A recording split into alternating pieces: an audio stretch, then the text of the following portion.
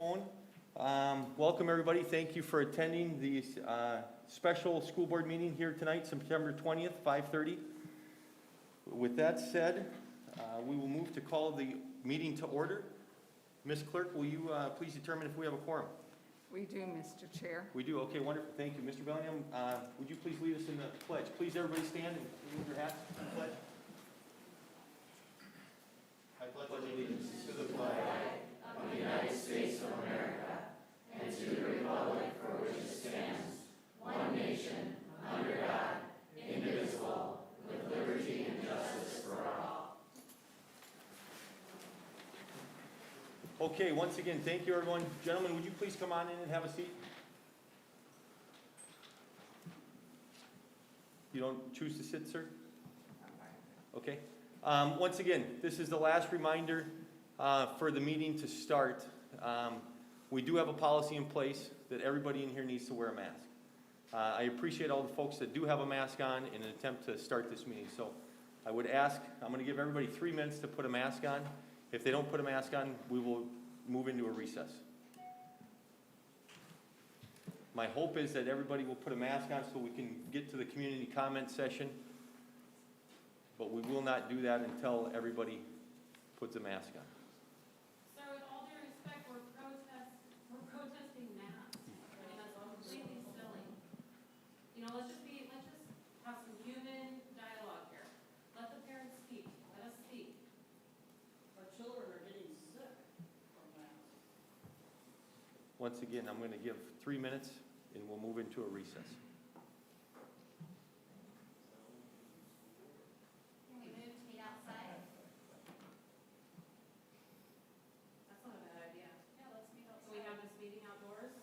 We do not have it televised outdoors. That's why we have it in here.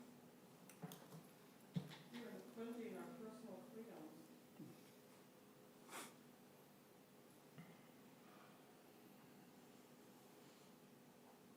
It doesn't seem very ethical. Just FYI, I got a current policy for the ICC that recommends masks. The first vote they're going to do is to rescind that and then have a discussion about masking. So if they don't have this meeting, no masking. Somebody said.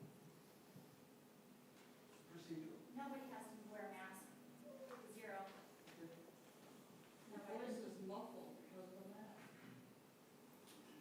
If we're gonna speak for our kids though, we need to wear masks so that we can speak or we'll never get to stand up. We should give them for our for tyrants. There's no problem with that right there. We're talking about school for our kids though. If we wanna talk about adults, then, yeah.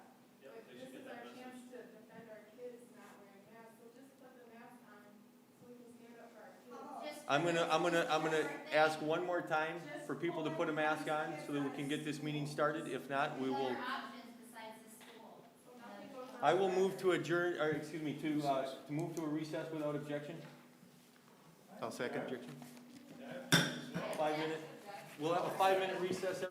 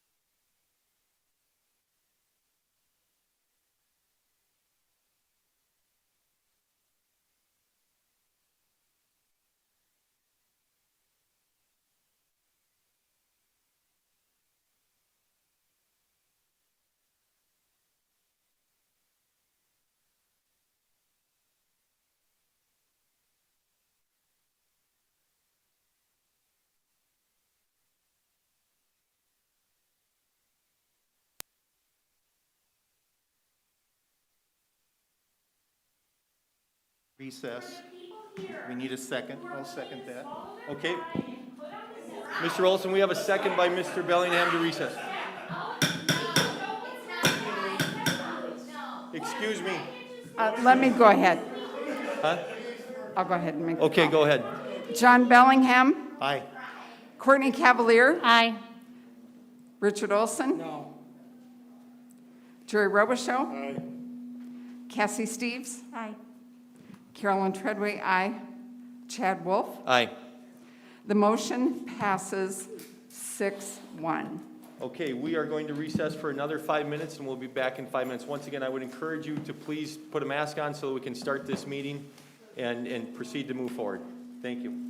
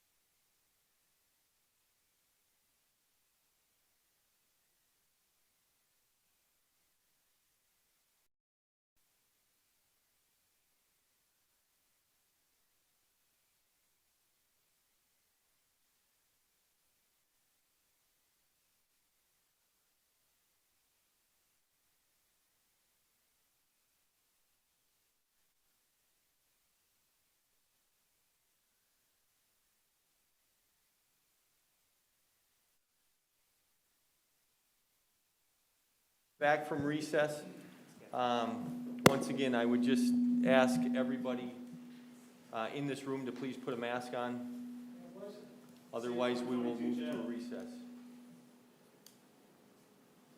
I have one comment. Is there a way for you guys to do some additional space for those, well, obviously not tonight, but for further thinking, if this is gonna be an issue going forward, that there's like a dual room setup where this can be, held in a place where, whether it's a screen or someplace where there's opportunity to participate if you don't believe in the mask. We do have that room is available, and the room straight across the hall is available. But- We would still ask that if you're in the buildings in Faribault Public Schools per our current policy, just like we tried to do with all of our events and everything, 21 and older, the policy is to put a mask on. Obviously, if you have a medical condition, that's a different story, right?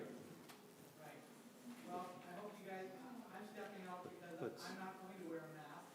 Okay. And I hope that you guys come to a consensus based on what you hear tonight, Thank you. that a majority of Faribault doesn't believe in the mask. Okay. Thank you. Adults I appreciate it. or children. So we have to continue to move on with our meeting. Thank you. We have to continue to move on. And thank you. It looks like our room is masked up. So, gentlemen at the door, are you going to be in here? Okay, so then you do need to leave the building or put a mask on. No, the No, the building. policy is the building. There is somebody at the back who's not got a mask on. Sitting in the back. The young lady in the back, would you please put a mask on so we can continue our meeting? She's under. Or you're under 21? Okay, thank you, thank you. I appreciate it, thank you. We'll follow policy. I will get started since the room is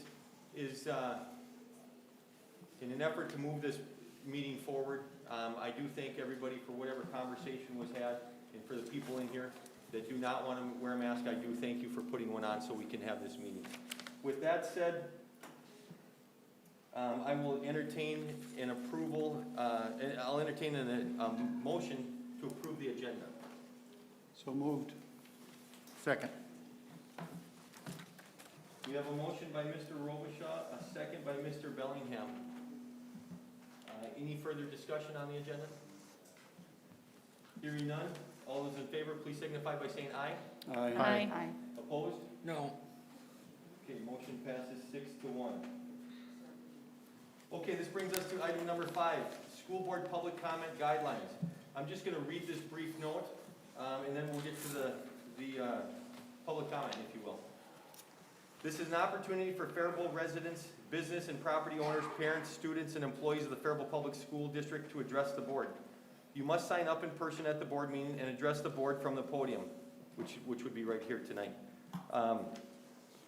Members of the public will address their remarks with civility and respect. After being recognized by the chair, that's me in this case, each individual will identify themselves and the group they represent, if any. Please state your reason for addressing the board. This is not a time to debate an issue, but for the board to hear your comments. Public comment is not available at work sessions or closed sessions of the school board. The Minnesota Government Data Practices Act prohibits comment about specific student or staff matters even without naming them in open session. This includes the public comment portion of our meeting. The board respects and values input, but when it relates to a specific student, staff, or to a specific matter, such input must be heard by the appropriate personnel such as the building principal or superintendent, and not during an open meeting of the school board. Anyone interested in making a public comment will be asked to complete an information card before the meeting starts, providing their name, address, and topic of their comment. All comments must conform to the school board policy 206, which is available for review on the district website at www.faribault.k12.mn.us. 5 random speakers will be chosen per topic. Each speaker will have 3 minutes to make comments on one specific topic. Each topic will have a total of 15 minutes allowed for comments. So I think most of you know, when you came in, hopefully you were greeted and asked if you want to comment one way or the other, if you will, right? Masks remain highly recommended or mask mandate per CDC guidelines. With that said, we're going to randomly draw one out of each box, alternating. Okay, and we will start with the mask to remain highly recommended. When you come up, go ahead, Kathy, you can draw the first one. Okay, when you come up, if you would, just please re-sign in there. Just clearly state your name. I'll introduce yourself, or introduce you, I guess, but if you would, state your name. And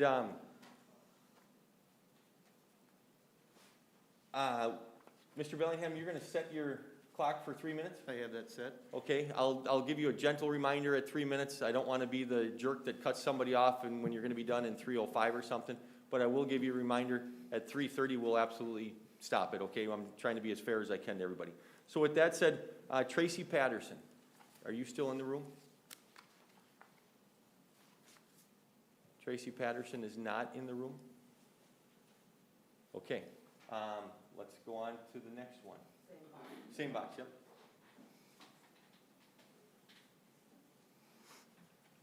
Thank you. Ronald Keller? Oh, I'm sorry, okay, thank you. Mr. Keller, you will be essentially third. So we're gonna alternate, so you'll be third. Yep, you need to put it on. Yeah, put it on when you come in, please. You're Tracy Patterson? Yes. Okay, thank you.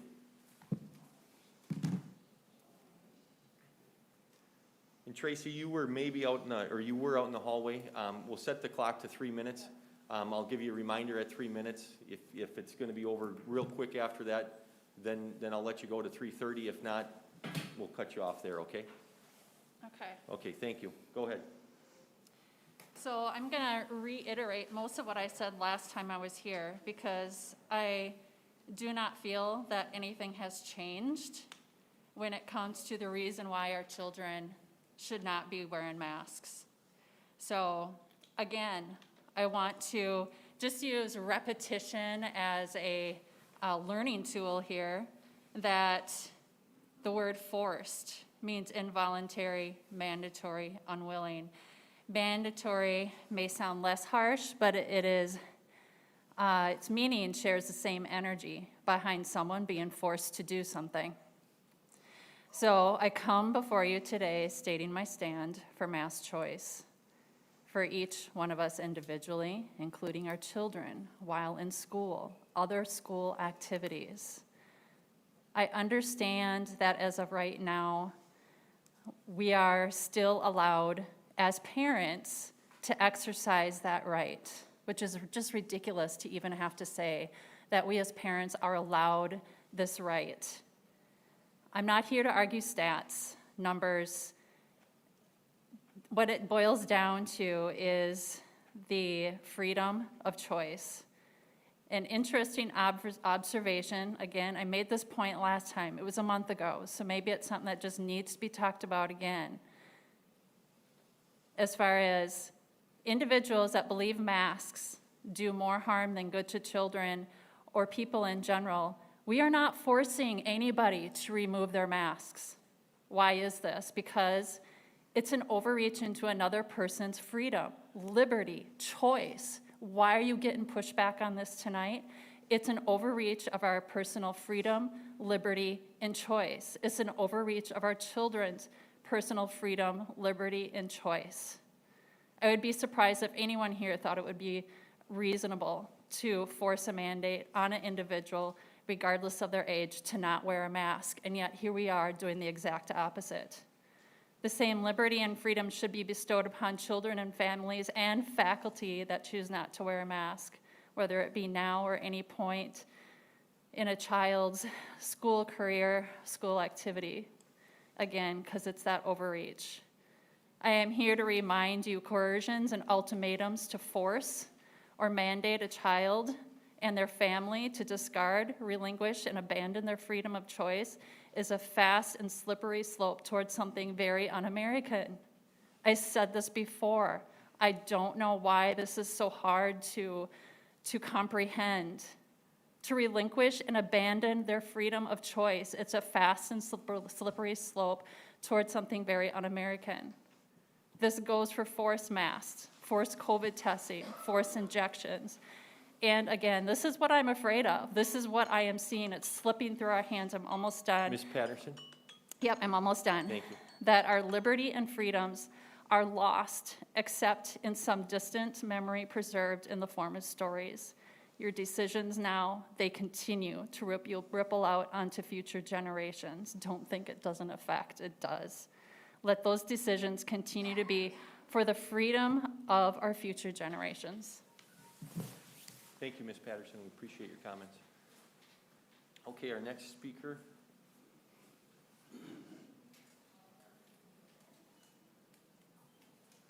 Mr. James Coulter.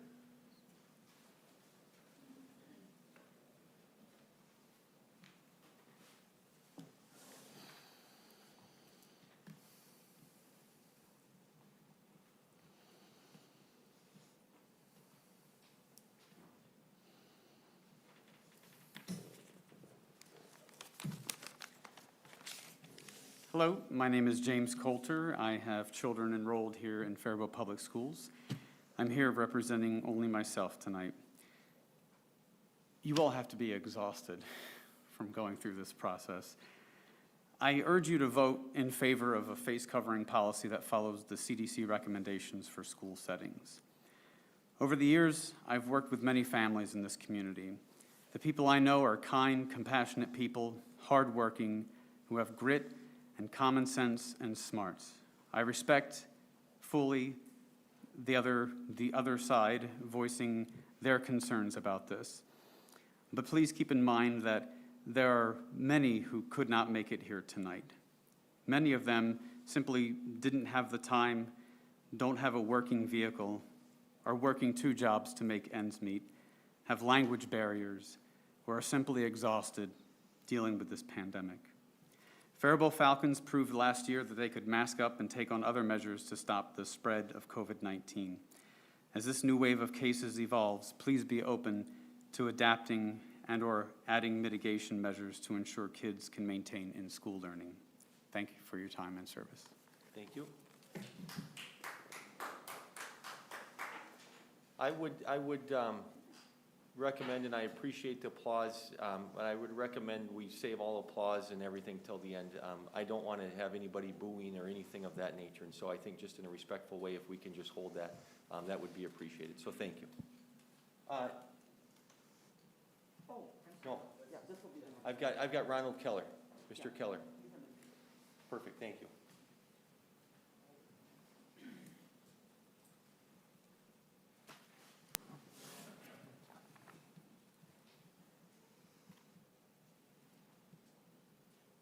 Once again, if we can hold everybody as close to 3 minutes as possible, we'll do our best. So, thank you. Ron Keller of Faribault. First of all, I'd like to just state the fact that I'm highly protesting the fact that the Faribault School Board is humiliating the people in the audience here tonight into wearing masks. Many of them really don't believe in them. Some of the facts which I'll tell here. School board members, parents have urged you to make policies based on facts in the best interests of our children, but you have failed to do exactly that. So let's review the data together. Fact 1, children are not at risk. As of July 1st, updated data from the MDH and the CDC concludes that in Minnesota, young people under the age of 29 have a 99.99% survival rate of COVID. This statistic alone says it all and should be enough to settle any debate. Because students are not at risk from COVID-19, imposing masks, requiring vaccines, or placing any other restriction on students' learning is completely unnecessary and utterly abusive. Fact 2, masks do not work. COVID-19 virion particles are small enough to go through any face mask. It's like having a chain link fence to keep the mosquitoes out of your house. Multiple randomized controlled tests and meta-analysis reviews have all shown that masks do not work to prevent respiratory influenza-like illnesses. One of the most conclusive studies is a randomized controlled trial completed in Denmark with 6,000 participants in May of 2020, which concluded that there was no statistically significant effect of face masks on COVID-19 infection rates. And if you look on a box of the N95 masks, it states on there, these masks do not protect against viruses. Data collected throughout the year from schools in Florida, New York, and Massachusetts shows that mitigation efforts such as masking had almost no impact on case rates among students. We did not find any correlation with masks mandates. Fact 3, masks are not safe. Masks actually increase the risk of illness because they trap exhaled viruses, which are then re-inhaled through the nose and into the brain. Bacterial pneumonias are on the rise as a result of moisture collected in face masks. In Florida, 6 children's masks were tested by lab after being worn for 5 to 8 hours. The analysis detected 11 dangerous pathogens, including pneumonia, tuberculosis, and meningitis. Masks reduce the intake of oxygen and lead to carbon dioxide toxicity. On June 30th, a randomized clinical trial demonstrated that in just 3 minutes of mask use in children, the carbon dioxide levels climbed 6 times higher than the legal limit. This leads to dizziness, shortness of breath, and decreased neurological functioning. Masking our children is quite literally toxifying their bodies and handicapping their minds. And one last thing, if you know how a clothes dryer works and ever looked at the lint filter in there, that's exactly how your lungs are going to look after wearing masks for an extended time. And being a farmer for many, many years, there is a place for masks. In grain bins and dusty buildings, masks work great because that's what they're made for, is particles, dust particles and such. Viruses are so small that masks are not keeping that out. Thank you. Thank you for your comment.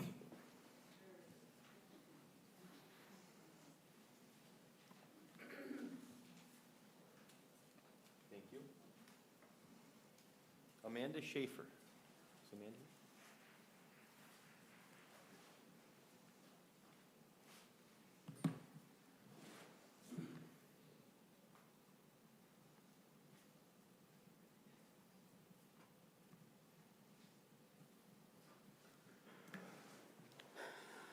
First off, thanks again to you as board members.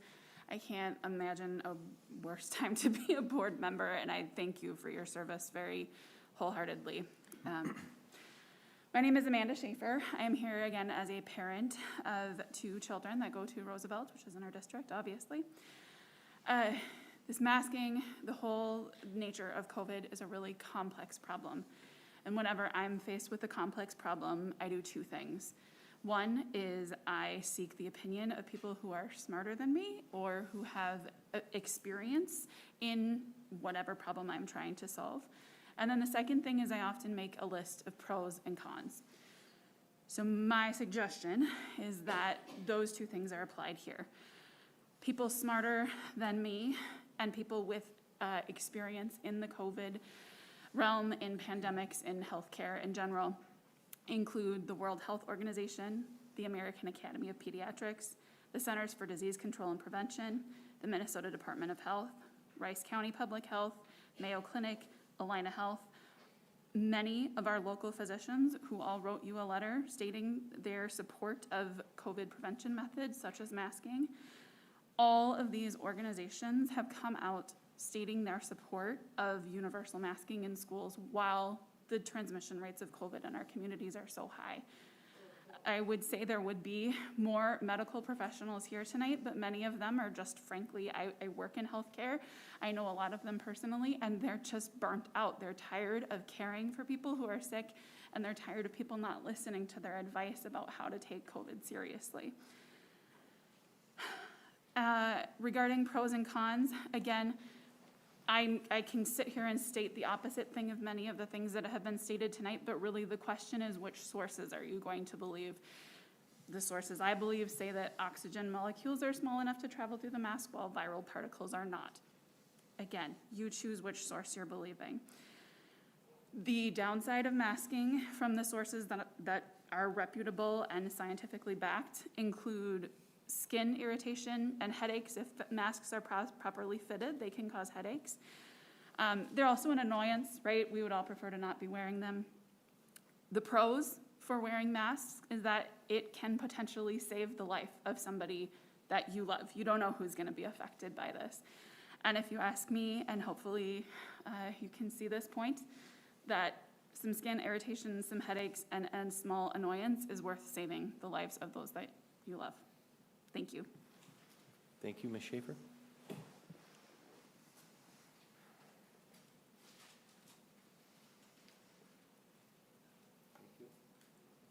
Bree DeGrood.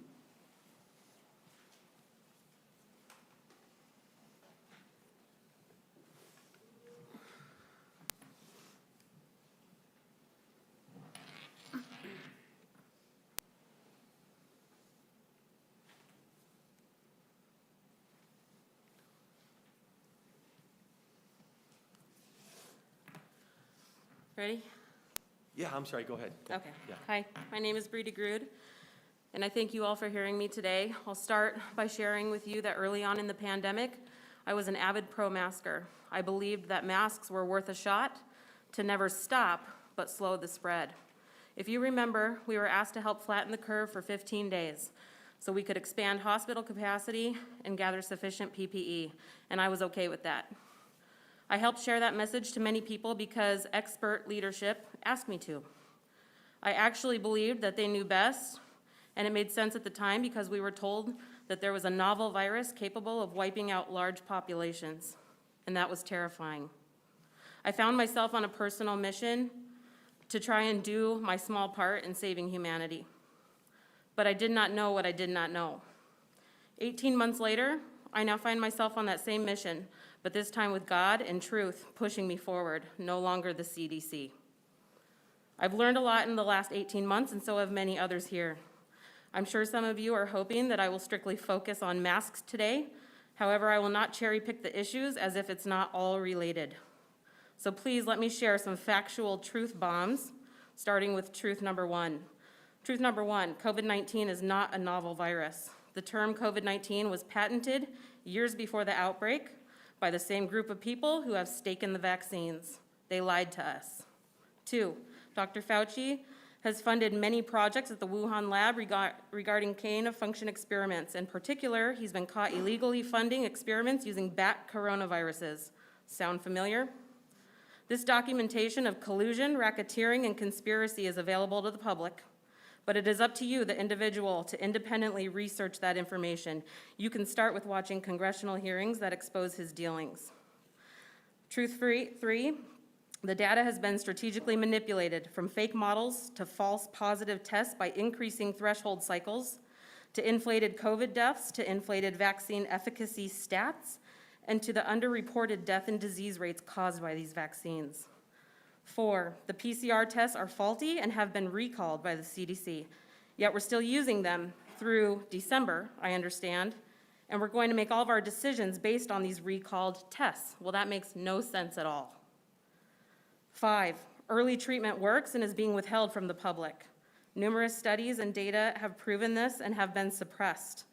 The Indian government has now declared 33 provinces to be COVID-19 free because they implemented early treatment programs including hydroxychloroquine and or ivermectin.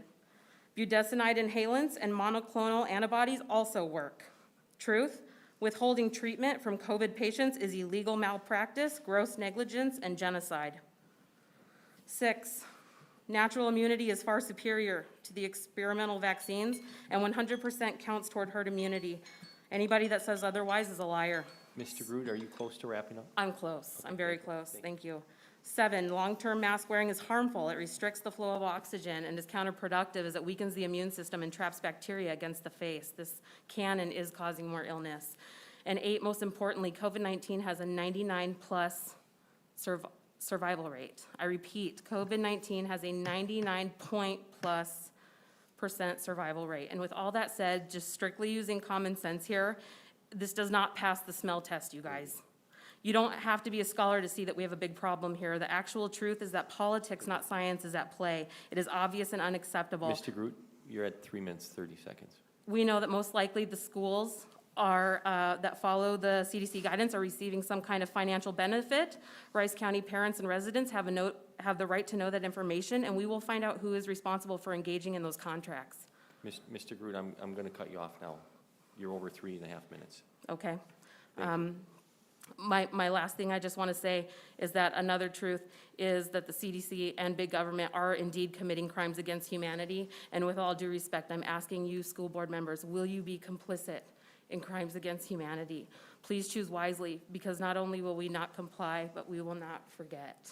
Thank you. Thank you, Mr. Booth. Thank you. If I can ask everybody, please try to stay to 3 minutes if possible. Thank you. Carrie Tuma.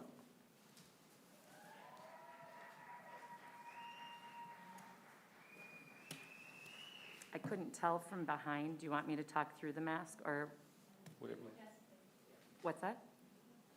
Through, okay, you can hear me. Truth be told, I'm not strongly on either side of this argument. And what I had written down before I came seems somewhat irrelevant, and I'm sorry, I'm getting a little shaky. I'm not going to sit here and try to tell you how to do your jobs. And I'm not implying that anyone else necessarily is. This is obviously a very passionate topic. But, sorry, Kathy, I know. Yeah. I think that we've lost some level of civility, but I think that everyone's hearts are in the right place. We want our children to remain in school, and that's my biggest plight. It is imperative that our children remain in the buildings.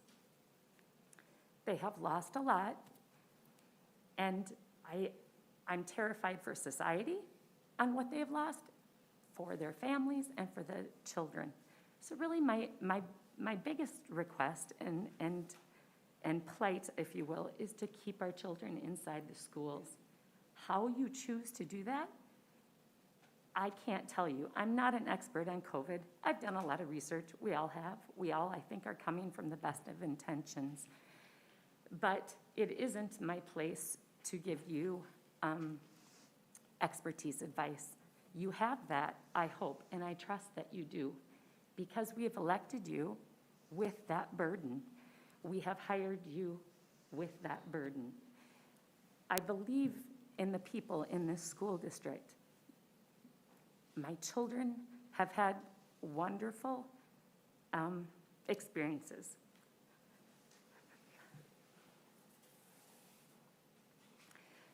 My youngest son has been in school 4 months in the last 2.5 years. I'm sorry, oh my gosh. Woo! Okay, I can do better than this. He came as a 9th grader and he's now a junior. He did nothing with a single child, in probably the past year. Didn't seem depressed, always got good grades. We were one of the lucky ones. In the last 4 weeks, he is living as a normal kid, masked or not masked. This is because he's in our buildings. He is with his teachers. He eats in their classrooms. He goes to volleyball games. He is socializing and growing and developing in a way that a child needs to be, and that can only happen in the classroom. So it is my plight to believe that you are doing all the necessary research and you are doing due diligence with regard to this issue of masking. I thank you for your time, and I thank you for the work that you do, and I hope that our kids can remain in school. Thank you, Ms. Tuma.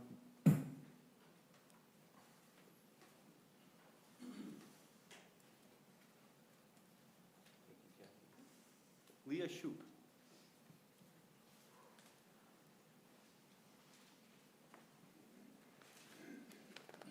I have the same problem with my voice, so. It's an emotional topic. Good luck, huh?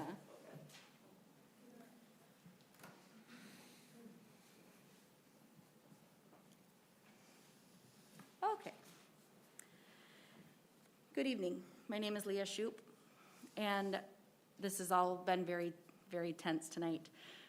Thank you for your time, for your willingness to run for office, and to be here working for our students. I really do appreciate that.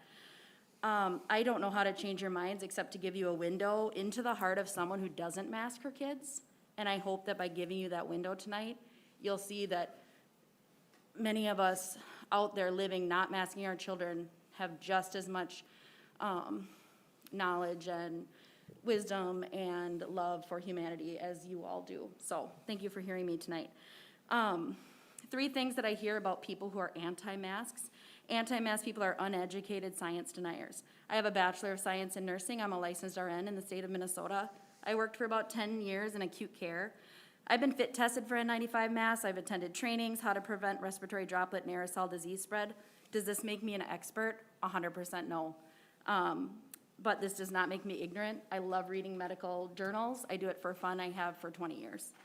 Number 2, I hear that anti-mask people, why won't they just do this one simple thing? They are so selfish. One of my children has some serious special needs. He relies on the structure and routine that school generally provides.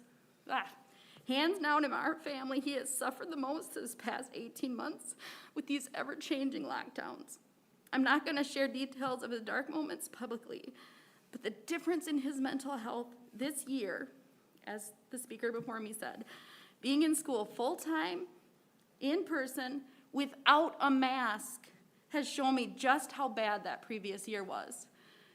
It's an incredible difference. I can't even speak to you how different. Number 3, anti-mask people only care about their freedoms, and maybe that would change if they had a personal loss to COVID. 8 years ago, a bunch of my kids got a bad virus. It was a virus so common that I've done a lot of research on it. As many as 85% of us in the room have come into contact with this virus and developed antibodies to it. Our youngest son at the time, Isaiah, was about 2 months old. He had a stuffy nose, he had trouble breathing. He was nursing poorly, and he was very miserable for about a week.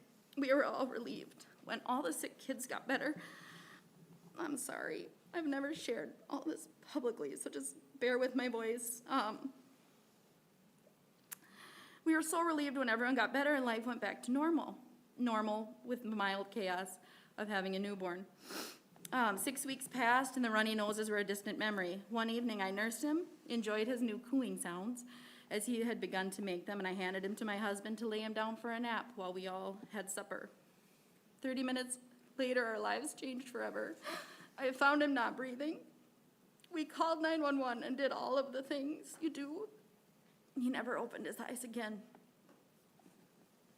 It took 2 months for the coroner to give us a cause of death. He died from acute lymphocytic myocarditis. That virus, that common cold that he had had, silently latched onto his heart and slowly caused the muscle to atrophy until he had a cardiac arrest in his sleep. We had no warning. Every single day on this earth is a gift, every single day. I believe that to my honest core. I'm almost done. I believe that God gave me and my husband each one of our children, that he trusts that we will make decisions to protect them and show them how to live as strong, vibrant creatures, spreading God's light, love, and compassion through all the earth. So no, I'm not uneducated. I don't deny science. I'm not selfish in trying to make good decisions for my kids. I'm actually vaccinated, which is really nobody's business. I believe COVID is real. I know there is a chance of death. I care about the lives of those around me. And no, even if I lost one of my precious living children to COVID, I would not regret them living life unmasked. Thank you. Thank you, Ms. Shoup.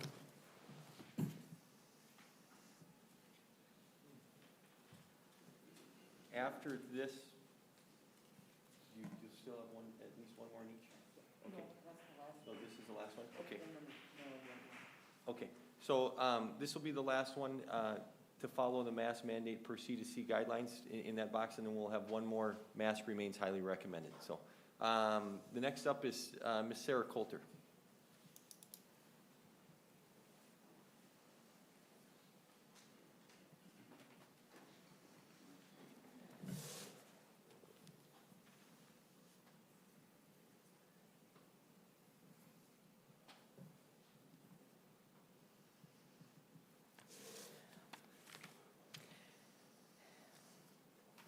Good evening. I'm going to tremble too, so I'll just start to deal with that now. So my family and I are residents of Faribault, and we have 2 children in the school district, both under the age of 12. My comments tonight are my own, though I do have a background, education, and experience in public health, emergency preparedness, and the COVID pandemic. While tonight's vote is about masking, it is also about maintaining in-person learning. And I have a lot of empathy for the voices that I'm hearing that's saying that's what this boils down to for our children. I mean, it doesn't just boil down to that, but that's a core shared value that the sides have. Maintaining in-person learning. The district with the best chance of maintaining in-person learning is the one that puts in as many layers of COVID precautions in place that is reasonable given our local context. There are 7 layers of COVID precautions that a district can put in place. And I heard another speaker say about not cherry picking. So really tonight our topic is kind of cherry picking because we're just talking about masks. The different layers that we can have in place are high vaccination rates, masking, strong quarantine policies, small class sizes, etc. Last year at this time, Faribault Public Schools had 6 of those 7 COVID precaution layers in place. This year, Faribault Public Schools only has 2 layers of COVID precautions in place. Adequate ventilation and screening, parents screening their children at home.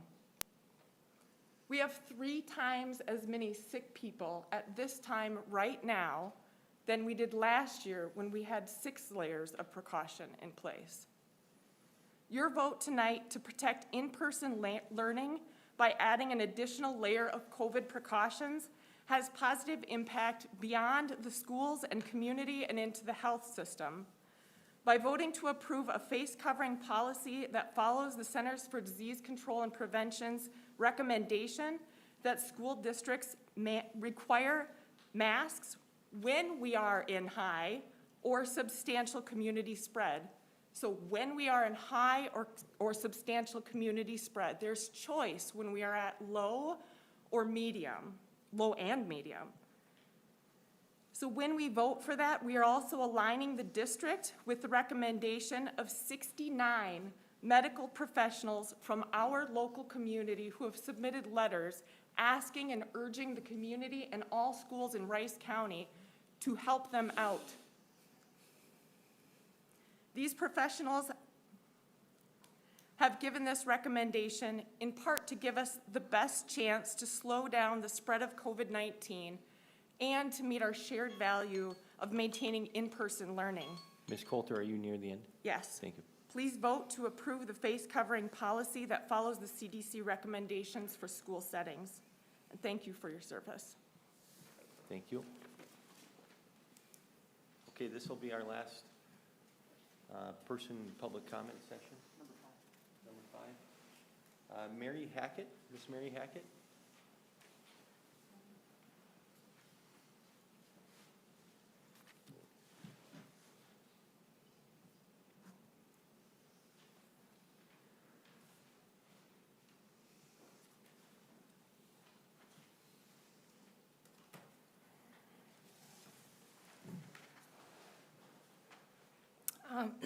My name is Mary Hackett, and I am a resident of Faribault. There's a lot to say about all of this, as we've all been hearing. I'm thankful for the opportunity to speak about it. When we are, I want you guys to know that when we're coming to you and saying we're not in favor of masks being something that's mandated by the government, we actually want that choice, and that choice needs to be in the hands of the parents. It isn't, somebody had said earlier something about people who are, just hyper-focused on freedom is the only reason, and it's framed as being selfish. But the truth is, those of us who have this concern, we are concerned about precedent. We're concerned about freedom for future generations. We are actually concerned about the children, because 99.999% of children recover or don't even get very sick at all when they are having COVID. They're low-risk spreaders. And when we allow because there's a time of emergency, when we start allowing that to be a catalyst to push ourselves into a different headspace, where we suddenly are saying everything should just be, you know, just propelled in a certain direction, that horse can get out of control really fast. And it's very, very difficult to come back from that. And I really hope we can. In addition, I just wanted to bring up that the federal government is paying Minnesota over $1.3 billion in American Rescue Plan funds to follow the most up-to-date guidance from the CDC, which includes the universal masking of our children. The public has a right to know if our district is receiving any of these funds in exchange for adherence to certain protocols. So I'd like to get an answer to that question. Thank you for your time. Thank you. Superintendent Sesker, between you and Mr. Adams, for those of you in here that do not know who Mr. Adams is, he's essentially our CFO, our finance director. Is there something you can re-share? I believe it's out in the public forum. Granted, it's in past board meetings. Ms. Hackett had a request to get information on essentially what we as a board, I think, would refer to as ESSER 3.0 or ESSER 2.0, those COVID dollars, those COVID relief dollars. Can we make sure that something is sent to her? Did you share your email address? I believe I did. I can make sure I get it to you. Okay, that'd be wonderful. And then between you and Mr. Adams, you can provide that information? You bet. Wonderful. Okay, thank you. I really do want to thank everybody for their comments, no matter what side of the fence you're on or whatever, or right in the middle, and simply at the end of the day caring about our kids and all of that stuff. So thank you very much for all of your comments tonight. With that said, that does conclude our public comment. So this takes us now to item 6, which is consider approval to rescind the approval for the Incident Command Committee, or ICC, to make future decisions on COVID-19 protocol for 2021. I think we have a typo in there, Superintendent Sesker. For the 2021-2022 school year, voted on by the school board on August 23rd of 2021 and passed 5-2 in favor. Superintendent Sesker, would you just like to mention a little bit of background here? Some of these people in the audience are watching online. They may have no idea what the ICC team is, who it's comprised of, how it worked last year, and how it's currently working this year. Yeah, so the Incident Command Team, which is a group of 35 people, as you explained earlier, go through the process of doing research, getting information from various resources of the public, and trying to figure out what the decisions are to move forward with any sort of COVID protocols that might be there. So this particular decision, we don't want to disband the ICC team. We want to make it more of an advisory committee, similar to what all the other committees that we have in the district. We would like to have this committee give recommendations similar to finance and facilities to the school board. And again, you guys are kind of the final vote on what that is, and then give you the information that we have, and then you guys make the final decision for that. So rather than having the ICC team as a sole decision maker, they would be an advisory committee and then give that decision making to you guys. Superintendent Sesker, you mentioned that committee is made up of 30 to 35 people. Can you once again, just in general, who are some of those people, not by name, but by position within the district or position within the community? Yeah, we try to include all the different bargaining groups, which include the teachers, administrators, paraprofessionals. We have also public health is on there. We do have a couple parents that are on there too. So it's a committee of a group of people who have come to me and asked if they want to be on the committee. We've said, yep, come on and help us out. And then they just go through the data with us, and we try to get it all together and use a little common sense to come up with some of the decisions. And they're actually, it was decisions last year, and it was a little bit different because last year the governor created that order. So the decisions we made were already basically made by the governor. And these decisions that you're making right now are brought back to the local community, the local control. So rather than going through a process where the ICC team is giving the actual decisions, we believe, or the ICC team believes that the board is at that local level making those decisions. So they're at that point where they're more comfortable being an advisory committee and making those recommendations to you guys, and they are making the decisions. Thank you. With that said, I will consider an approval for the agenda item that I mentioned. Mr. Chair, if I may.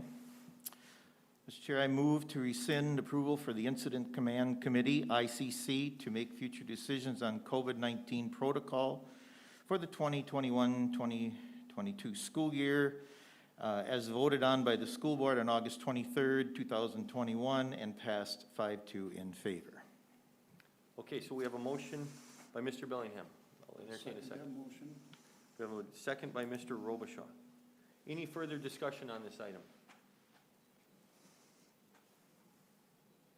Okay, I do have a couple comments to make regarding this. And number one, I just want to sincerely thank all of the members that have served on the ICC team, and I hope they continue to serve on the ICC team. As Superintendent Sesker said, things are a bit different this year, and for maybe some obvious reasons, they don't want to have to make these decisions. Maybe some do, maybe some don't. But with that said, I just want to publicly thank them for all their time and effort. I know they've met a lot together and had a lot of good conversations, and I firmly hope that all those members continue to meet in that advisory committee format. Okay, any other comments or questions, discussion around this? Hearing none. All those in favor, please signify by saying aye.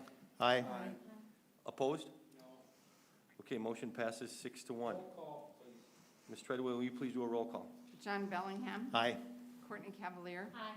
Richard Olson. No. Jerry Robichaud. Aye. Cassie Steves. Aye. Carolyn Treadway, aye. Chad Wolf. Aye. The motion passes 6-0, or 6-1. 6-1. Thank you.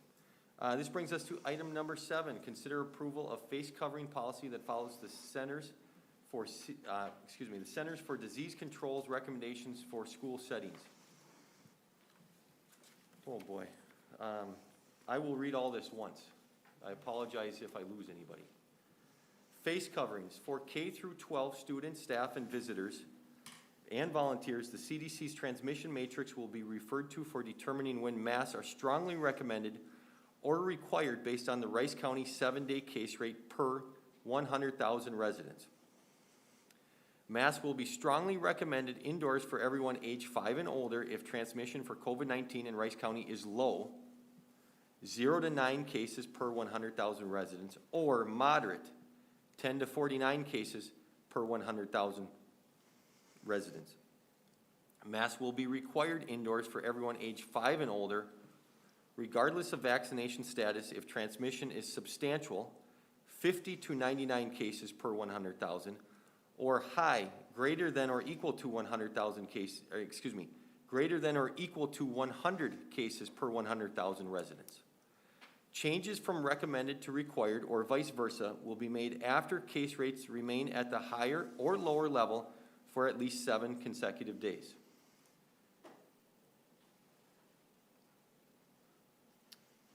We have a table in here. Once again, it reiterates the numbers that I just mentioned in the low spread, moderate spread, substantial spread, or high spread. The table is adapted from the Center for Disease Control and Prevention. School buses. Face coverings are required to be worn by all staff and students riding in school buses and other vehicles as part of instructional programming to and from school, field trips, educational outings, and co-curricular activities, after school sports and other activities, high school athletics, etc., per the CDC's federal order.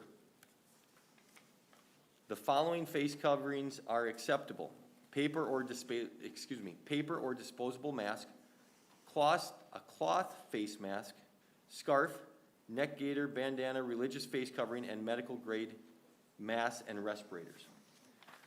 With that, I will entertain a motion to once again consider approval of a face covering policy that follows the Centers for Disease Control's recommendation for school settings.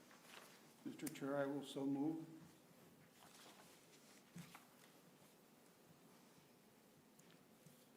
I'll second. Okay, we have a motion by Mr. Robichaud, a second by Mr. Bellingham. Further discussion? Mr. Chair, Mr. Olson? I'll be voting no on this for many reasons, which I brought up many times, that I don't think that we're really doing as much as we could. I brought up before getting some professional cleaners into our schools. That's one of the layers that was shut down, increase our ventilation. I really have no faith in our buildings and grounds supervisor anymore. So there are things, there are layers was brought up through Rice County and other organizations of different things we can do. Masking is one, vaccination, which is great, I've got it. I would encourage it, but not mandatory. But we're concentrating on one thing. We're not working at the other layers at all. I have no idea why. It's been brought up before and wasn't even considered. And it just, this is really an embarrassment, really is. I'll be voting no on this. Okay, thank you, Mr. Olson. Other comments, discussion items?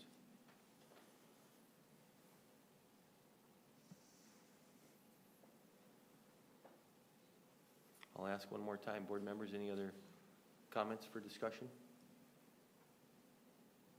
I will just make a few. Mr. Olson, I thank you for your comments. I believe I did hear Ms. Coulter from Bryce County Public Health today say that we are doing air ventilation. That is one of our mitigating strategies right now. We're not though, that's incorrect. Okay, thank you. Second of all, this is a really, really difficult decision. And I know there's a lot of you in the audience thinking, no, it's not. No, it's not. You should do this, you should do that. There's some that believe in this, there's some that believe in that. It's a difficult one. Once again, I will make my decision based on the fact that I want to do everything in my absolute power to keep our students in our buildings and not have to move to distance learning. I think we've heard several stories of distance learning, how difficult that is. I have 2 kids still in school. I had one that graduated last year. Distance learning is really hard. There's no doubt about it. I think everybody in here that is a parent or a grandparent or anything of that nature recognizes that. And so I want to keep our staff, our students as healthy as possible. That's a difficult thing to do, right? As they engage with people and this and that. But as Superintendent Sesker mentioned, our policies that are in place this year are vastly different than they were last year under the governor's emergency orders. Whether you like them or dislike them, I can tell you they're vastly different in our school buildings and around the state of Minnesota.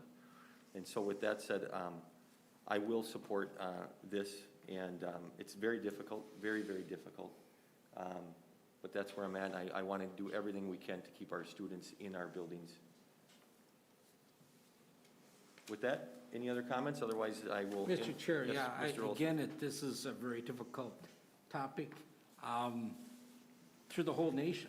There are board members resigning, saying, you know, we didn't sign up for this. So, but again, it was mentioned here in about, I don't know, 14 months, there's the election. The election have consequences, okay? And who knows if this is gonna be around. I wish it dies today. Again, I got my shot. I'll tell you that. I'll show my card. I don't care. I thought that was going to solve everything, but some of this information, CDC, that Dr. Fauci, I mean, he was all over the board. I don't trust him. Minnesota Department of Health, no, I don't trust that. I just don't. It just they're all over the board. I thought taking a shot, which I wanted, said, when are they going to develop it? I took it. I thought I'd be protected. Now they say, oh, no, you're not. What's going on? I don't understand. Right now, I don't trust anybody. Now, did I wear a mask last year? Yes. Did I clean my hands? Yes. I did not get sick. But again, I want to keep the students in class. Of course it is. Distant learning did not work. I've talked to many teachers, 100% saying it did not work. And mass is only one. But again, I mentioned before, there's other layers in here, and we're not doing that. I know it, you guys know it. And this is turning into such a political fight. I wish the politics was out of it, but it's not. Again, I'll be voting no on this. Thank you, Mr. Olson. Any further discussion, Mr. Robichaud? Mr. Chair, thank you. And it's unfortunate, Mr. Olson, that politics have entered into the discussion about the safety of our students and our staff.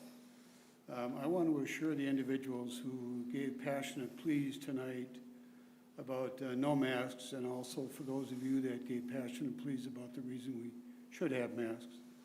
I want to assure you that I have in fact looked at the research, both sides.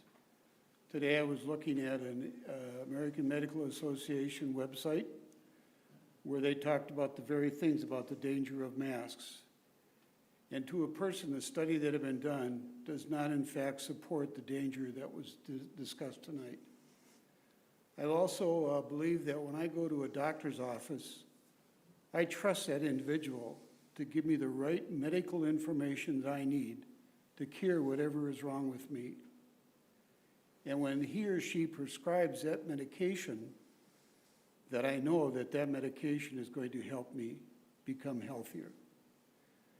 We have a moral obligation on this board to ensure that all of our students and staff are attending a school that is safe, free from harm, that includes a healthy environment. It is, as has been said already, a very difficult decision. And yes, I did hear about your pleas tonight about no masks. But in order for us to ensure that all children are safe, we have to take some action, which is not favorable to many of you. But if it saves one student, it's favorable to that one student. And yes, there are in fact exceptions that can be made, and any child that has physical reasons why they can't wear a mask, that will be considered and will be taken under advisement. If there is an adult who has medical or religious reasons why they cannot wear a mask, that will be taken into consideration too. But the more encompassing we do of protecting our children in Faribault Public Schools, the more I'll be able to sleep better tonight than I would if one student, one adult, contacts COVID because we didn't take the right kind of action. Ms. Steves? So everyone has said it, this is a very, very difficult decision. We're all up here trying to do the best that we can for our students. And I hate that it's politicized. It makes me absolutely sick and it feels yucky. I trust doctors. I believe in masks, but I also know what's best for my family. So I will be voting no. And it's not because I don't have confidence in my doctors. It's just, I need to do what's best for my family. Any other discussion? Yes, Mr. Olson. And it was brought up in the group, is that where are our freedoms? They're being eroded away, especially Chair, under that's this not current relevant to the administration. And it's just like, what is it, It's not, his comments aren't relative to the motion. You can call the question. I am talking. She has the right to call the question, Mr. Olson. Good way to cut off discussion, isn't it, Courtney? So Ms. Cavalier has moved to call the question. We need a second. Do we have a second to call the question? Second. Okay.